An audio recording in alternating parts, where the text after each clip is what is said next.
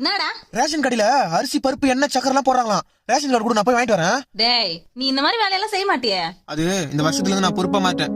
அப்பதான் சில காரியங்களை சிறப்பா செய்ய முடியும். அப்படியா? இப்பதான்டா உன்னை என் புள்ளன்னு சொல்லிக்கிறதுக்கு எனக்கு பெருமையா இருக்குது. உங்க வயித்துல பிறந்ததுக்கு நான் தான் பெருமை பண்ணோம். சரிடா, இந்தா போய் வாங்கிட்டு வா. அம்மா, அப்படியே ரேஷன் கடையில பொங்கல்ன்றதுனால 1000 ரூபாயும் தராங்க. நான் அப்படியே அந்த 1000 ரூபாய் வாங்கிட்டு போயிட்டு பொங்கலுக்கு ட்ரெஸ் எடுத்துக்கிட்டுமா? எது சனி முடிச்சவன குடுற அப்படி. வீட்டுல ஏகப்பட்ட செலவு இருக்குது, பொங்கலுக்கு ட்ரெஸ் எடுத்துக்க போறான். வாங்கிட்டு போறா. மா, அன்போ அடியோ என்கிட்ட கொடுக்கும்போது கொஞ்சம் யோசிச்சு கொடுக்கணும். ஏன்னா நீ எதை கொடுத்தாலும் அதை நான் ட்ரிபிளா திருப்பி கொடுப்பேன். என்ன பத்தி தெரியாதுல உனக்கு? ரேஷன் கார்டு கொடுப்பியா கொடுக்க மாட்டியா நீ? இந்தா இப்படியாவது போ.